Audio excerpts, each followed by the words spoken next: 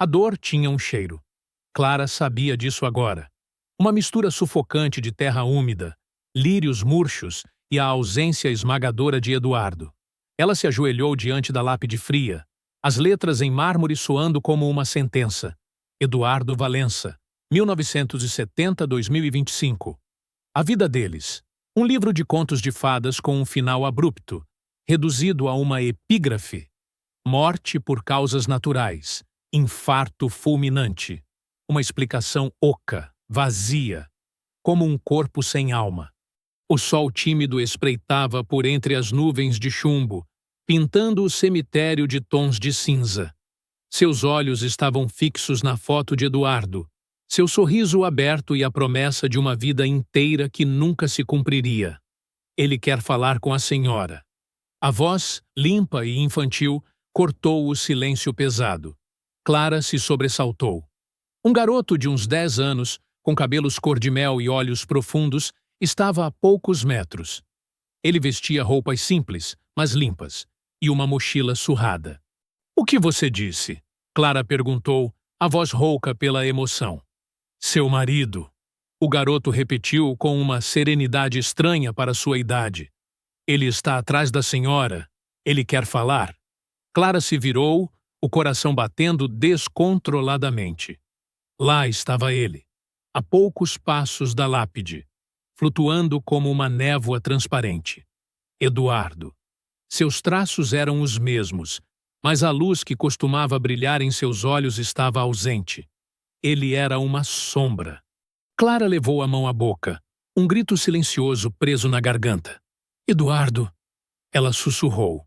O fantasma assentiu lentamente. Seus lábios se moviam, mas nenhum som saía. Ele estendeu a mão na direção de Clara, uma súplica silenciosa. O garoto, Gabriel, se aproximou. Ele parecia cansado, seus ombros caídos. "Ele não pode falar", Gabriel explicou, os olhos fixos na figura de Eduardo. "Usar a voz gasta muita energia. Eu posso traduzir, mas não por muito tempo. Ele está fraco." "O que ele quer, Gabriel? Por que ele está aqui?" O fantasma de Eduardo apontou para o próprio peito e depois para o chão, onde havia um arranjo de flores secas. Gabriel se inclinou. A voz que saiu de seus lábios não era a dele. Era um sussurro grave e distante, ecoando na mente de Clara. "Não foi natural. Fui assassinado. Encontre o motivo na mansão. Um segredo foi levado. Na pressa. O que importa não é o que está faltando, mas o que foi deixado para trás." A terra sob os pés de Clara pareceu se abrir. Tudo o que ela pensava saber se desfez. O infarto era uma mentira, uma conspiração. Mas quem? Quem poderia ter feito isso? Ela se virou para Gabriel, o rosto pálido. "Ele sabe quem foi?" Gabriel, agora ofegante e pálido, balançou a cabeça. "Ele não sabe, ou a memória está bloqueada. Mas a resposta está na casa. Tem algo lá. Algo que o assassino não levou porque achou que não era importante." Clara sentiu que a dor se transformara em indignação. O amor por Eduardo era forte demais para permitir que sua morte fosse um mistério. "Eu vou descobrir, meu amor," ela prometeu. "Eu prometo." O fantasma de Eduardo desapareceu como névoa da manhã. Gabriel cambaleou, as mãos no joelho, respirando com dificuldade. Clara o amparou. "Você está bem?" "Sim, só o custo. Cada vez que ajudo uma alma, é como se eu doasse um pouco de mim. O Sr. Eduardo me salvou uma vez. Eu estava me afogando em um rio e ele me tirou da água. Ele era um anjo para mim. Agora é a minha vez de ser um para ele. E para a senhora." A jornada para desvendar a morte de Eduardo mal havia começado, e a mansão dos Valença, um palco de segredos e traições, aguardava. A mansão Valença, um casarão vitoriano imponente, antes um símbolo de alegria, agora era um monstro adormecido. O ar era pesado com o cheiro de fechado, e os corredores pareciam mais longos e frios. No escritório de Eduardo, o silêncio era tão denso que esmagava. Clara se sentou na poltrona de couro onde ele morreu. O aroma de seu perfume ainda pairava no ar. A babá o encontrou. Ela murmurou para Gabriel, que parecia exausto só de estar ali. Ele estava lendo um livro. Parecia que o coração dele simplesmente parou. Gabriel se aproximou, seus olhos percorrendo a sala. Ele notou uma pilha de livros sobre a mesa de centro. Sr. Eduardo leu todos esses? Não, só os 2 primeiros. Ele estava no terceiro. Gabriel pegou o terceiro livro, uma edição antiga de Dom Quixote. Ele o abriu e uma página estava marcada com uma fita vermelha.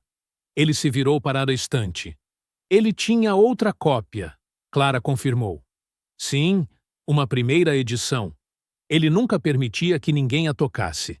Era a joia da coleção. Gabriel se aproximou da estante e tocou a capa de couro. A fita não é um marcador de página, é uma pista. Ele olhou para Clara, os olhos brilhando. Pista. Pista. Um mapa. Ele estava com os olhos fechados, como se estivesse ouvindo algo. No porão, nas caixas de vinho, onde ele escondeu o futuro da família. Clara franziu a testa. O porão estava cheio de caixas de vinho, algumas delas herdadas do avô de Eduardo. Eles desceram, a lanterna de Clara cortando a escuridão úmida. O porão era um labirinto de caixas de vinho, algumas com décadas de idade. Gabriel parou em uma prateleira, seus olhos fixos em uma caixa de vinho. Aqui. Clara tirou a caixa de madeira empoeirada. Dentro, as garrafas estavam lacradas. Gabriel apontou para uma garrafa em particular. Essa não é de vinho. Clara pegou a garrafa, o rótulo sem nome e o vidro escuro. Dentro havia um pergaminho. Ela o desenrolou com as mãos trêmulas. Era um testamento, mas não o que ela conhecia. A primeira linha dizia: Eu, Eduardo Valença, em pleno juízo, revogo qualquer testamento anterior. Em caso de minha morte, todos os meus bens e propriedades serão doados para a Fundação Valença, uma instituição de pesquisa de vinhos que busca a cura para a filoxera, a praga que destruiu o vinhedo da minha família. Clara sentiu o chão sumir sob seus pés. O vinhedo da família. Ele nunca me contou. Era o sonho do avô dele. Ela olhou para o documento em suas mãos. Lucas. Ele não vai herdar nada. Gabriel, com o rosto pálido e suando frio, se encostou na parede. O assassino queria a fortuna. Ele achou que, com a morte do seu marido, a herança seria de Lucas. Mas o Sr. Eduardo escondeu este testamento. Mas por que ele fez isso? Clara perguntou com a voz embargada. Por que deserdaria o próprio filho para dar dinheiro a uma fundação? Gabriel, ofegante, balançou a cabeça. Não sei. As memórias dele estão muito danificadas, como se a alma tivesse sido forçada para fora do corpo. Ele deslizou para o chão, exausto. O custo da magia era real. Clara o abraçou, seu coração se partindo em 2. A busca por justiça estava custando a saúde daquele garoto. A descoberta do testamento abalou Clara até o cerne. Ela pensou que a babá, Sra. Elsa, fosse a mais provável suspeita. Ela era uma mulher fria, que sempre parecia observar tudo com os olhos semicerrados, e tinha um relacionamento estranho com Lucas. Mas Elsa estava no porão na noite do assassinato, procurando por uma garrafa de vinho que Eduardo tinha prometido a ela como presente de aniversário. Isso a inocentava. A tensão na casa, já palpável, se intensificou. Lucas passava os dias trancado em seu quarto, a música alta abafando o silêncio da casa. A ausência de Eduardo parecia ter aprofundado o abismo entre mãe e filho, e agora a desconfiança de Clara crescia como era venenosa. Gabriel, o pequeno guardião, se tornou a sombra de Clara, embora seu rosto estivesse cada vez mais pálido e seus olhos fundos. Clara se sentia culpada por explorar o dom dele, mas a sede por justiça era mais forte. Em uma tarde chuvosa, ele a encontrou na varanda. O Lucas tem medo do pai, ele sussurrou, a voz quase inaudível. Ele não se arrependeu. Ele está com raiva porque não conseguiu o que queria. Clara sentiu um arrepio. Por quê, Gabriel? O que ele queria? Gabriel fechou os olhos por um momento, como se estivesse sintonizando uma frequência invisível. A mansão Valença. Para transformá-la em um hotel. Ele assinou um contrato com uma construtora. Ele queria demolir a casa. Mas o Sr. Eduardo descobriu. Ele estava furioso. A mansão Valença. O coração de Eduardo. Clara se lembrou de uma conversa que eles tiveram no jardim. Ele me disse que a casa era a alma dele. Ele nunca permitiria que fosse vendida ou destruída. A porta do quarto de Lucas estava fechada. A música, uma melodia estrondosa e distorcida, parecia o som da raiva e da dor. Clara bateu na porta. O som abafado pela música. A música parou e a porta se abriu. Lucas, com os olhos vermelhos e o cabelo desgrenhado, estava parado ali. O que você quer, mãe? Eu preciso conversar com você, Lucas. Sobre o seu pai, ela disse. O rosto de Lucas se endureceu. Não tem nada para conversar. Eu encontrei o testamento, Lucas, Clara disse, sua voz firme. Aquele que deserdou você. Aquele que seu pai escondeu no porão. O rosto de Lucas ficou pálido e ele cambaleou para trás. O quê? Isso não faz sentido. Você assinou um contrato com uma construtora. Lucas, Clara disse, os olhos fixos nos dele. Você queria demolir a casa e construir um hotel. Lucas desviou o olhar. A casa é velha, mãe. Ela está caindo aos pedaços. Eu só queria modernizar. Torná-la lucrativa.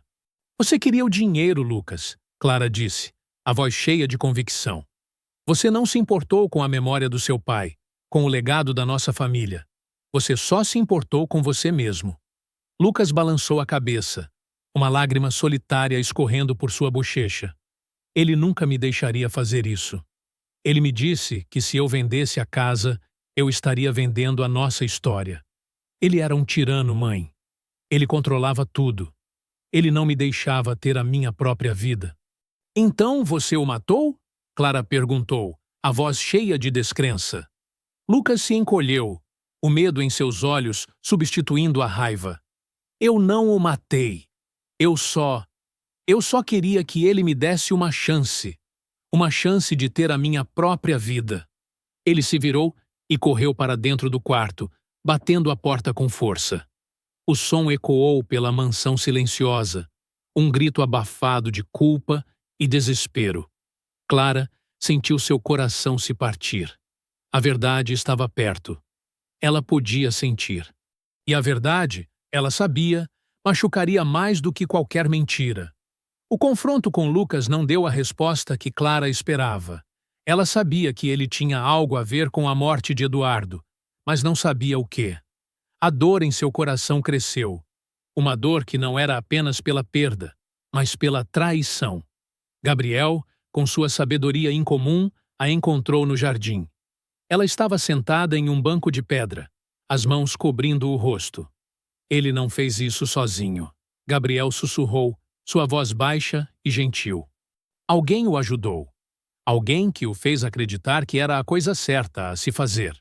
Clara levantou a cabeça. Quem, Gabriel? Quem mais estava envolvido? Um fantasma, ele disse, seus olhos fixos em uma estátua antiga, escondida entre as eras. O fantasma de um homem. Um homem que era amigo do Sr. Eduardo. Ele está aqui no jardim. Ele tem medo do sol. Ele só aparece à noite. Clara se levantou, seu coração batendo forte. A mansão Valença, que antes era apenas uma casa, agora parecia um cemitério de segredos e almas perdidas. Ela sentiu um arrepio. O que ele quer, Gabriel? O que ele tem a ver com isso? Ele não quer nada, Gabriel disse, a voz cheia de uma tristeza profunda. Ele está preso aqui. Porque ele sabia. Ele sabia o que o Lucas ia fazer, mas não fez nada para impedir. Clara e Gabriel se sentaram no banco de pedra, esperando o pôr do sol. A escuridão chegou e a mansão se transformou. A luz fria da lua pintou o jardim de branco e preto. E lá, perto da estátua, Uma figura fantasmagórica começou a tomar forma. Era um homem alto, com um sorriso triste, os olhos vazios. Ele se moveu lentamente em direção a Clara. "Quem é você?" Clara perguntou, a voz trêmula. Gabriel se levantou, uma luz suave irradiando de seu corpo. Ele se tornou o tradutor, a ponte entre o mundo dos vivos e o mundo dos mortos. A voz do fantasma, um eco distante e oco, soou na mente de Clara. "Meu nome é Arthur. Eu era o jardineiro do seu marido. Eu era o amigo dele. E eu sabia de tudo. Eu sabia do plano de Lucas." "O que aconteceu?" Clara perguntou, a voz rouca. "Por que você não fez nada para impedi-lo?" "Ele me chantageou", o fantasma de Arthur disse. "Ele me ameaçou de contar sobre o meu passado. Eu tinha um segredo. Um segredo que eu não queria que ninguém soubesse." Clara se virou para Gabriel, que estava com os olhos fechados, a testa franzida. Ele estava recebendo a informação. "O que era, Gabriel?" Gabriel, agora pálido e tremendo, traduziu. "Arthur era um ladrão.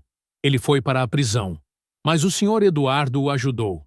Ele deu a ele uma segunda chance, um emprego. Lucas descobre o segredo de Arthur. Ele o chantageou.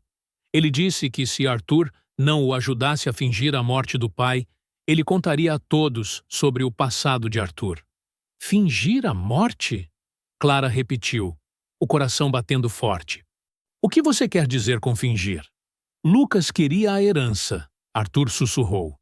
Ele pensou que se ele fizesse parecer um infarto, ele poderia pegar o testamento anterior. O testamento que dava a ele tudo.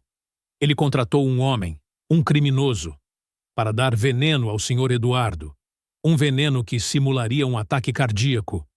Mas o Lucas não sabia sobre o testamento secreto.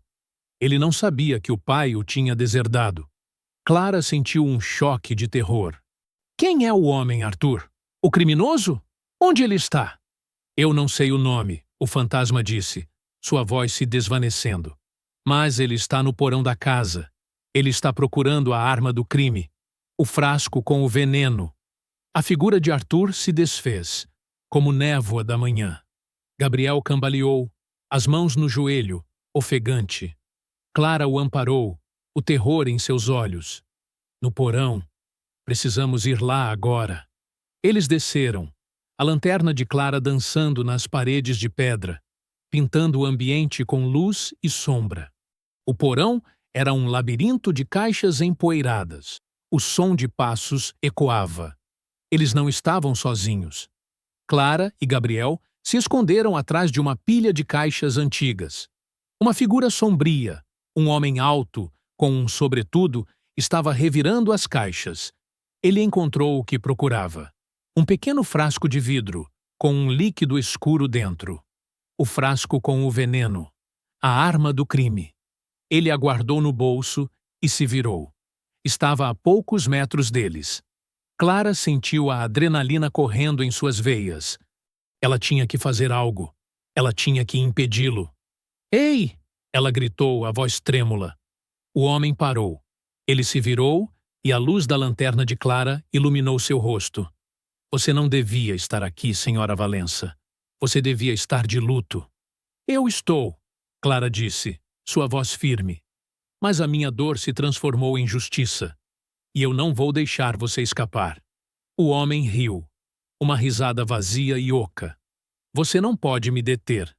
"Ninguém pode." Ele tirou uma faca do bolso e avançou. Clara se preparou, mas Gabriel agiu primeiro. Ele jogou uma pilha de caixas em direção ao homem, que cambaleou para trás. O frasco de veneno caiu de seu bolso, quebrando no chão. O líquido escuro se espalhou como uma mancha de tinta preta. O homem, cego de raiva, se lançou sobre Gabriel. Clara, com a adrenalina a mil, pegou um bastão de madeira e o golpeou na cabeça. O homem caiu, inconsciente. Clara se ajoelhou ao lado de Gabriel, que estava no chão, com o rosto pálido e suando. "Você está bem?" Gabriel assentiu, o rosto pálido. Ele queria o frasco. Ele queria a prova. Agora ele não tem nada. Clara olhou para o chão, para a mancha escura. O veneno. A prova. A verdade estava à luz. E o próximo passo era confrontar Lucas.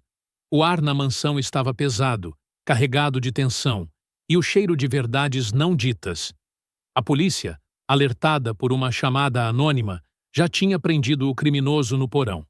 Lucas estava sentado na sala de estar, a cabeça baixa, o rosto pálido e cansado. Ele parecia ter envelhecido 10 anos em uma noite. Clara se sentou na frente de seu filho, com o coração partido, mas a mente resoluta. A presença de Gabriel ao seu lado, silenciosa e firme, lhe dava força. Eu sei de tudo, Lucas, Clara disse, sua voz suave, mas cheia de uma dor que parecia infinita. A polícia prendeu o homem. Ele confessou tudo. Ele disse que você o contratou para envenenar o seu pai. Lucas ergueu a cabeça, seus olhos cheios de lágrimas. Eu não o matei, mãe. Eu juro. Eu só queria assustá-lo. Queria que ele ficasse doente o suficiente para passar o controle da empresa para mim, para provar a todos que ele estava perdendo o juízo. Ele soluçou, a voz embargada. Ele me fez a pessoa mais importante da vida dele, e depois me jogou fora por causa de um sonho morto. Clara franziu a testa. O que você quer dizer com isso? Lucas enxugou as lágrimas. Você não sabe? Ele me fez diretor financeiro da Valença Vinhos, me fez trabalhar dia e noite por anos, me disse que eu seria o sucessor. E então, ele descobriu que a empresa estava à beira da falência. Ele tinha investido todo o nosso dinheiro em um esquema de pirâmide. Ele me culpou por isso.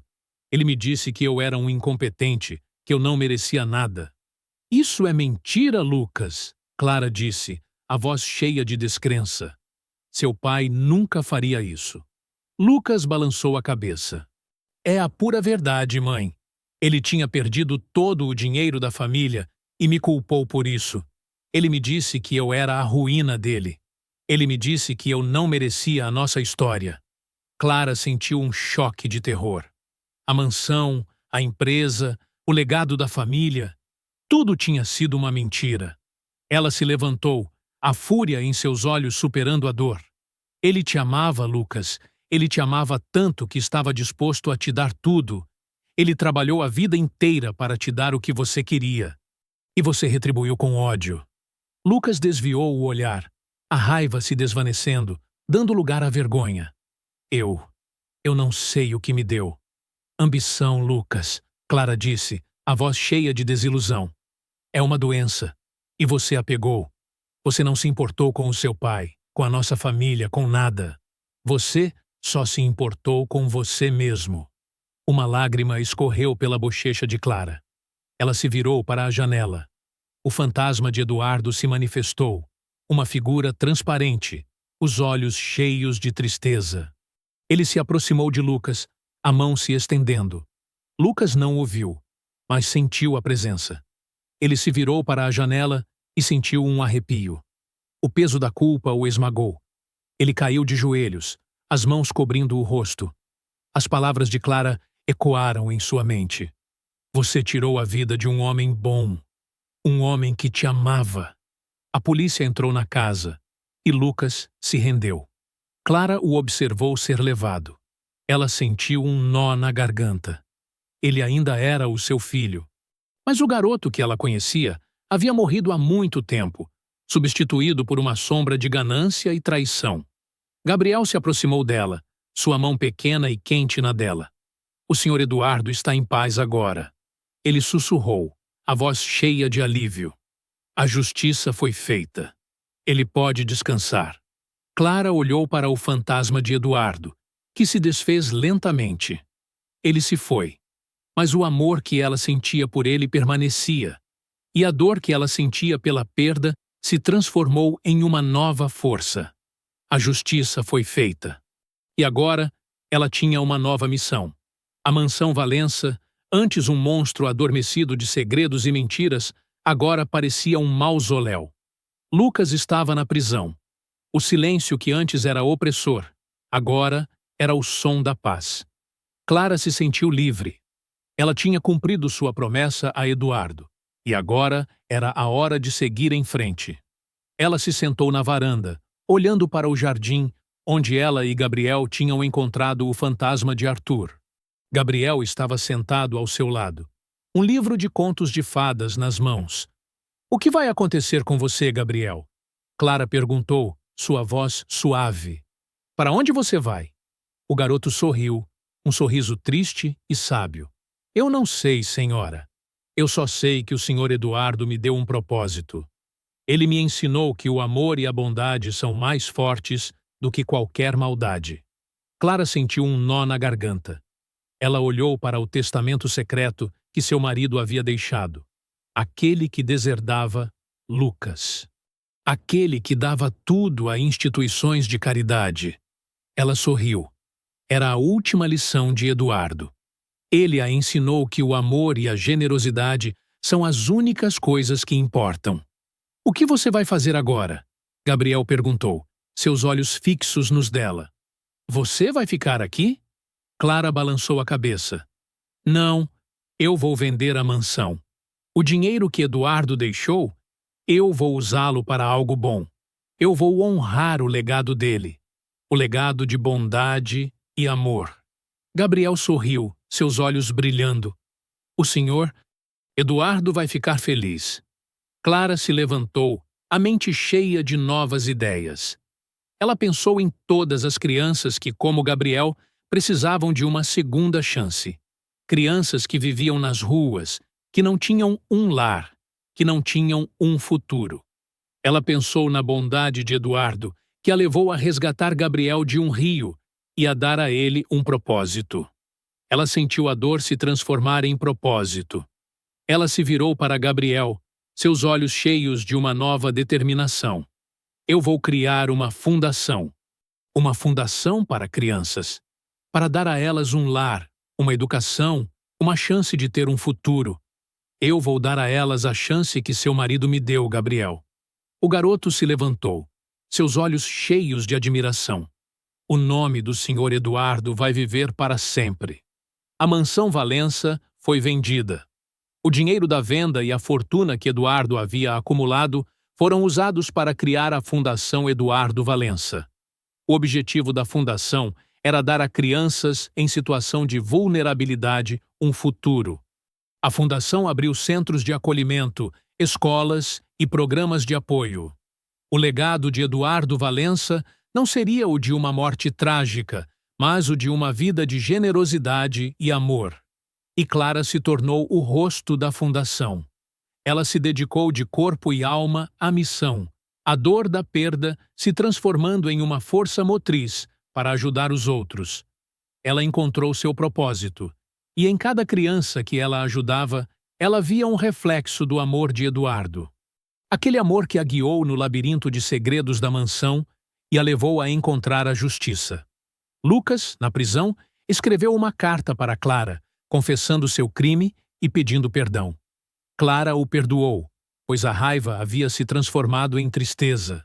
Ela o visitou e eles conversaram. Ela o perdoou, mas não esqueceu. Ela sabia que a ambição e a ganância tinham destruído seu filho.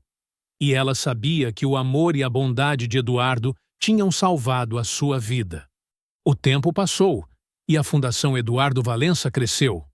O nome de Eduardo, antes um eco de uma tragédia, agora era um símbolo de esperança e bondade. Clara encontrou em seu trabalho um novo propósito, uma maneira de honrar o homem que ela tinha amado e perdido. Gabriel, que se tornou um pilar na vida de Clara, cresceu. Ele se tornou o braço direito de Clara na fundação, ajudando-a a gerenciar os programas e a interagir com as crianças. Ele tinha o mesmo olhar gentil e sábio de sempre, e a mesma capacidade de enxergar além do que os outros viam. Em uma tarde ensolarada, anos após a morte de Eduardo, Clara estava em um dos centros de acolhimento da fundação. As crianças estavam brincando no jardim, suas risadas preenchendo o ar. Gabriel estava sentado em um banco, observando as crianças. "Você tem sido um anjo para mim, Gabriel", Clara disse, sentando-se ao lado dele. "Você me guiou no momento mais difícil da minha vida. Você me ajudou a encontrar a verdade e a justiça. e você me ajudou a encontrar um novo propósito.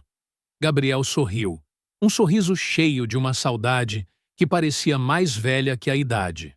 O Sr. Eduardo nos uniu, Clara. Ele nos ensinou que a vida é curta, mas o legado de bondade e amor é eterno. Clara assentiu, sentindo um calor em seu coração. A dor da perda ainda estava lá, mas era uma dor suave, como uma cicatriz antiga que a lembrava da força que ela tinha encontrado. Ela olhou para o céu, o sol pintando o horizonte de tons de laranja e rosa. Ela sentiu a presença de Eduardo, como uma brisa suave que passava por ela. Ela sorriu. Ele estava em paz. O espírito de Eduardo, que outrora estava preso em um limbo de raiva e injustiça, agora estava livre. Ele havia encontrado a paz, e o amor que ele tinha por Clara havia se transformado em um propósito que mudou a vida de centenas de crianças. A história da Mansão Valença, da dor de uma mulher e da traição de um filho, se tornou uma história de esperança.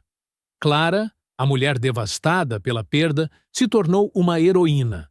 A dor dela se transformou em propósito, e o legado de seu marido se tornou a sua própria missão.